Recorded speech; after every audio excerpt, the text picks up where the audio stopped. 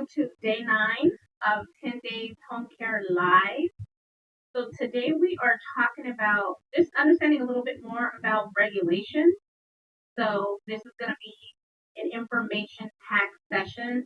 So I always encourage you all, of course this is being published live, but we actually do upload the portion that includes the presentation because I think that'll help you with taking notes and kind of deciding what you need to do for your organization. So, hi, Desmone. I got to see you come in this time. Happy Thursday. And guys, welcome to the first day of spring. Today starts spring. So hopefully, wherever you are, the weather is reflecting that. For us here, it is a nice, beautiful day. I know last week when I was talking to you, we had a little bit of rain. So, welcome, welcome, welcome. As you come in, kind of let us know where you're joining from, your name, of course, and then where you are in the home care journey. So, understanding state home care regulations, as you know, is very important. I think when we think of regulations on, I would say 9 times out of 10, we talk about licensing, but there's so much more that goes into regulations, and that's what we're going to spend some time talking about today. So something that I have on here, compliance with regulations is crucial for legal operations, client safety, and of course, business success. Of course, we all want to be successful. Okay. Why home care regulations matter? Well, it ensures the safety and well-being of our clients. It protects your business from legal risks and penalties. It builds trust with clients, caregivers, and then our referral partners, people that are bringing our clients to business, and then it helps maintain a high standard of care. So again, what are some of those keys? And I made sure we put licensing first because we always talk about licensing and certification. But regulations also speaks to caregiver requirements, clients' rights and protection, HIPAA, data privacy, labor employment laws, billing and financial compliance, and of course, quality assurance. So we're going to spend some time diving into each one of those areas. Okay, let's start with licensing. So most states require a home care license to operate, and a lot of times that's why you all are reaching out to me, and that is to help you navigate through the licensing process. Licensing may involve background checks, training requirements, inspections, policies and procedures, right? Renewal requirements vary by state. You will have to check with your state's health department for specific guidelines. And I know some of you come to me because you don't even know where to begin. Where do you start your research? Well, it says right here, check with your state's health department for specific guidelines. Okay. Caregiver requirements. So we talk about this a lot. Background checks and screening are often mandatory. State regulations may require specific training, CPR, first aid, things of that nature. Ongoing education may be required for compliance. And then, of course, as you're standing up your business and building your files for your employees, you've got to have that proper documentation of those caregiver qualifications. Okay? Let's talk about client rights. So this is typically a part of the licensing process too, is making sure that you understand that clients must be informed of their rights.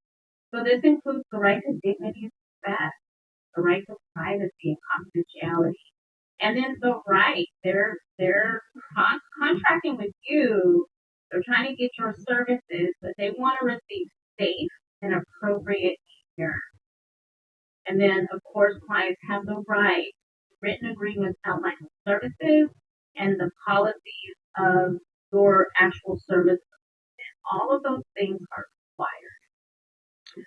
Let's dive on over to HIPAA. So the Health Insurance Portability and Accountability Act, so this HIPAA, protects client health information. Home care agencies must have policies in place to secure client records, train staff on HIPAA, and then prevent unauthorized access to personal information. This is huge. Labor and employment laws. Let me get to the slide, and then I want to spend a little time on this. So compliance with federal and state labor laws is essential. So what's important here is making sure you're understanding the minimum wage, overtime law, employment classifications such as W-2 employees versus 1099, right? Workplace safety regulations. And so I recommend, and I know some of you have heard me say this on some of my videos, this stuff is really important. And as a business owner, there is an expectation of you knowing these labor and employment laws, okay? So maybe you're not well versed in any of them, okay? Me neither, right? But it is your duty to understand these laws and make sure they apply for your business. And so I always just tell people, get something like a legal shield, right? Now, if you actually have a labor law attorney that you pay, I remember one of my clients last year, maybe the year before, she was talking about before she went live, she had got her license and everything. She sat down with a labor attorney to review her contracts to make sure she understood, how to enforce the right pay, how to make sure people are getting paid appropriately. That's wonderful. That was amazing that she did that. Not everybody has a labor law attorney on their roster, right? And so I always say get something like a legal shield. Because here's the thing, I know I'm not an attorney, right? So I would love to let the attorney do what they are paid, do what they are in the know of these labor laws as they change, as they, so you really don't want to be left alone trying to interpret laws when really you have somebody that you can reach out to help you. Okay. Second point I want to touch on here is your policies and procedures. So when we talked about policies and procedures last night, I talked about the fact that the first iteration of your policy and procedure will likely not be your last, just because things are always changing. And so there should be updates to your policies and processes as a result of change, right? Those, like legal shield, things of that nature, they will have those changes for you. They'll have workshops for you to attend. So just all of those things to make sure you can understand as much as you can, but you're partnering with someone who's going to help keep you safe. Let's talk about billing and financial compliance. So transparent pricing and contracts help avoid legal disputes. Okay. So it's not enough for me. I always say it's not enough to have somebody just sign something. Really make sure you're going to the contract. Make sure there's agreement. Make sure there's buy-in, right? And of course, once everything is signed, there's nothing wrong with you summarizing what's in the paperwork that they sign, right? So some regulations that you may want to be aware of, Medicaid and Medicare billing, okay? If that's something that, you're aspiring for. Fraud prevention measures, right? Accurate financial record keeping and reporting. All of these things fall under the billing and financial compliance. It's so important, okay? Quality assurance. So I know a lot, like for me, I have said this before.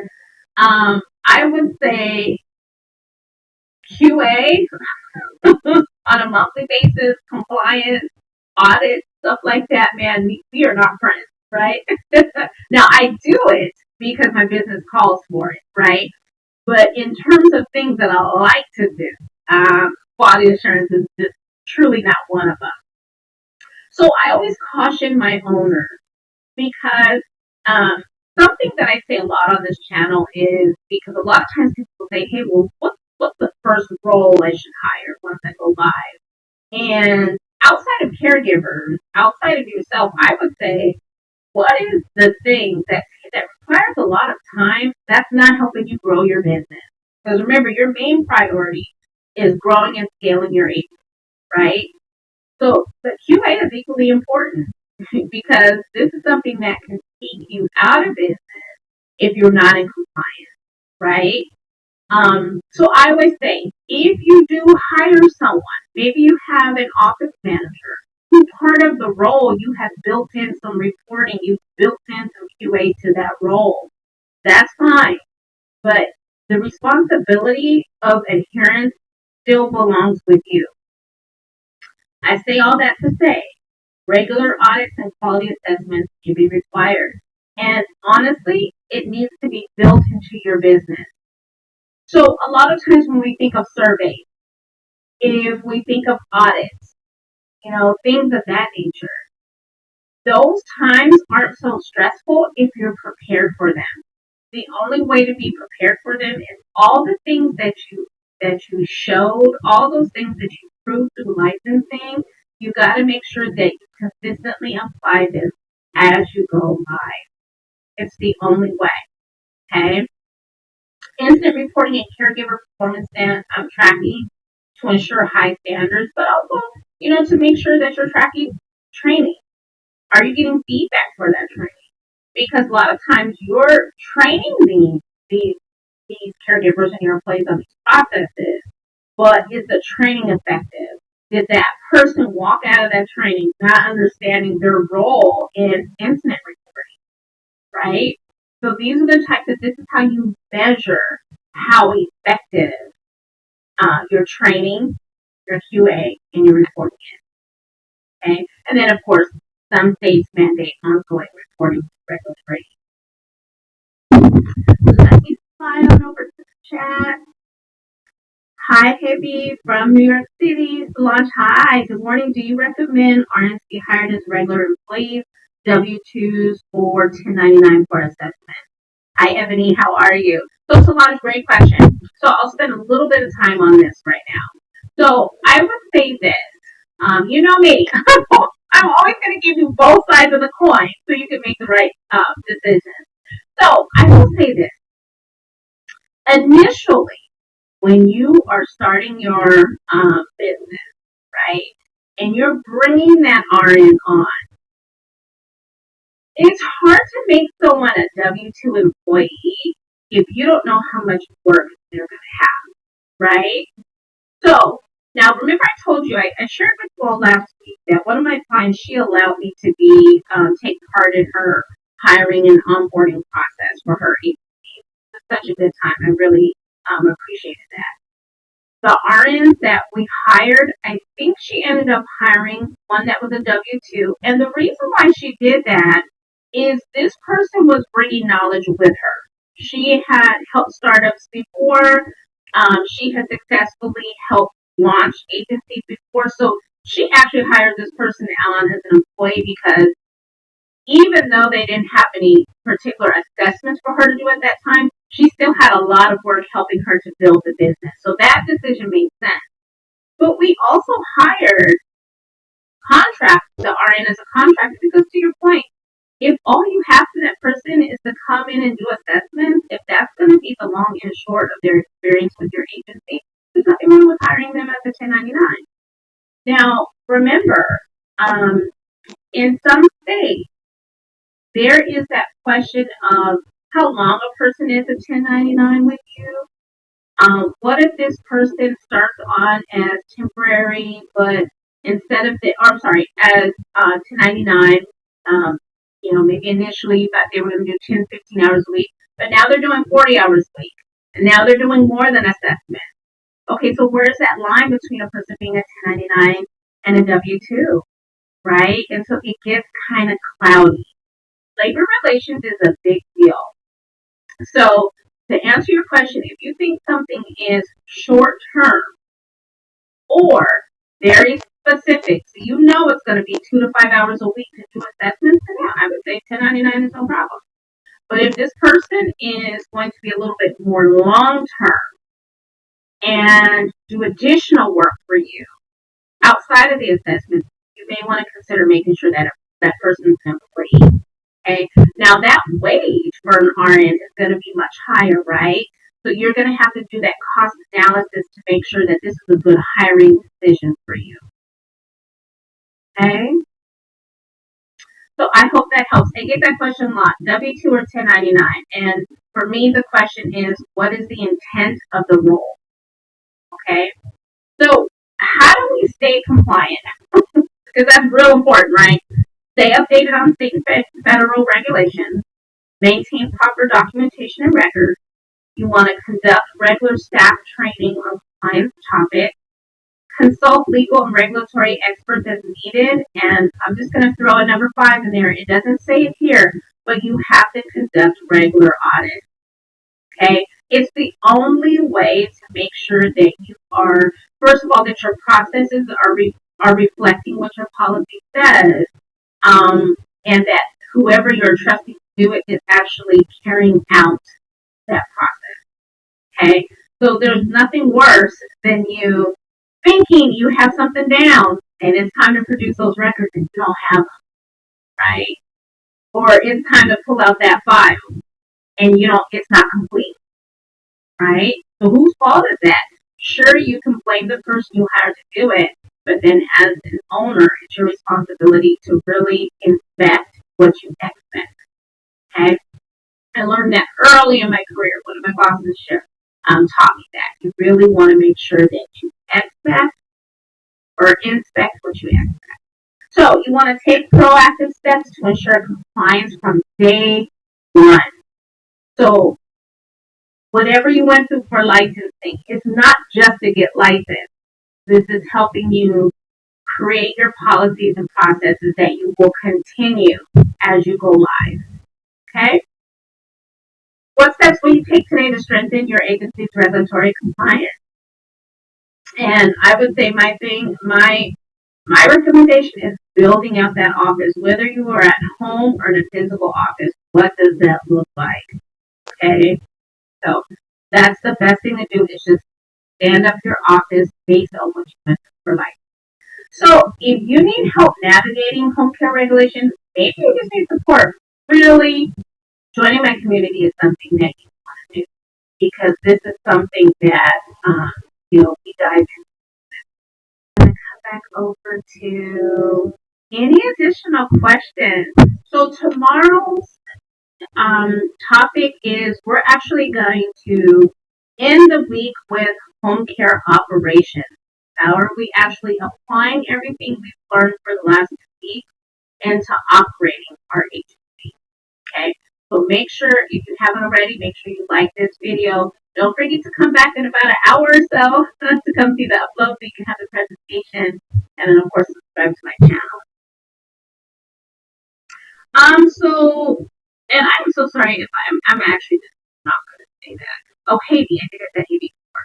Which one to start first, a medical home care agency or non-medical home care agency business, or can we do both? You can absolutely do both. Remember, it is, okay, so first let me just say this. They are two separate licenses, okay? And that's because the work is much different. Non-medical is going to be non-skilled, and then medical is going to be skilled, right? So remember I was talking about, I can't remember what day last week, we were talking about a lot of times what people will do is come in at non-medical, build that agency, stabilize that, and then they expand over to skilled. That's what I see people do so that they can do both.